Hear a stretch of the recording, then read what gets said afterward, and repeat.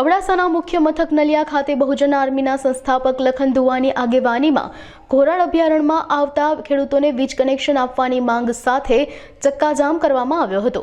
વીર અબડાજામ દાદાના સર્કલ પાસે મોટી સંખ્યામાં લોકો એકઠા થયા હતા।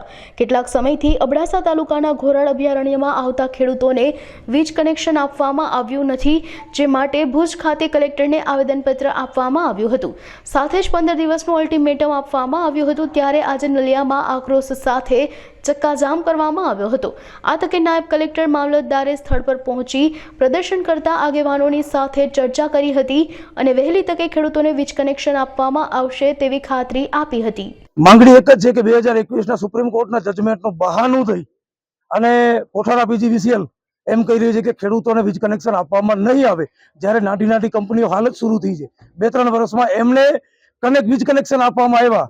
હવે કહેવાય છે કે ઘોરાડ જે પક્ષી છે એમને વીજના તારથી કરંટ લાગે છે અને મૃત્યુ થઈ જાય છે।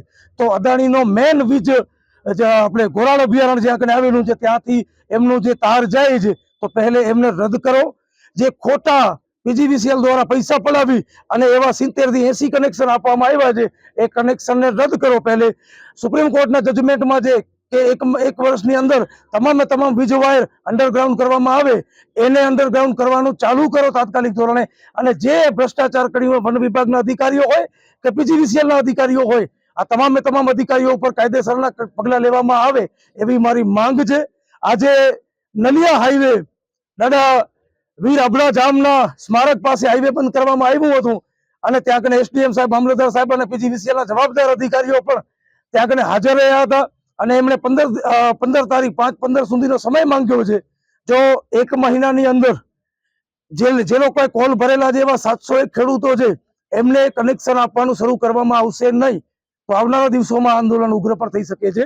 અને આ લોકો માત્ર 800,000 દેખાય છે, આવનારા દિવસોમાં 8 થી 10,000 લોકો પણ અહીંયા કને નલિયાની અંદર ચક્કાજામ કરશે, પીજીવીસીએલના તાળા લગાવશે, એસડીએમ ઓફિસને પણ તાળા લગાવવાની પૂરેપૂરી શક્યતા છે। માટે ધારાસભ્યની ઓફિસ ઉપર ધરણા પણ થઈ શકે છે, એ ધ્યાન રાખી દેજો। માટે આપ સૌને વિનંતી છે, જવાબદાર અધિકારીઓ અને જવાબદાર ધારાસભ્યની પણ જવાબદારી છે, તો આપ તમામ લોકો ધ્યાને લઈ અને મહિના દિવસની અંદર આ ઘોરાડ અભયારણ્યનો નિકાલ લાવો। ઘોરાડ પક્ષીને અમે બચાવવા માંગીએ છીએ। જો વન વિભાગ પાસે 40 ઘોરાડ હોય અને માંડ 2 બચ્યા હોય, એ બચાવી નથી શકતા તો અમને 5 એકર જમીન આપો, અમે એનું રક્ષણ કરશું। બાકી ખેડૂતોને આનામાંથી છૂટા કરો અને ખેડૂતોને વીજ કનેક્શન આપો।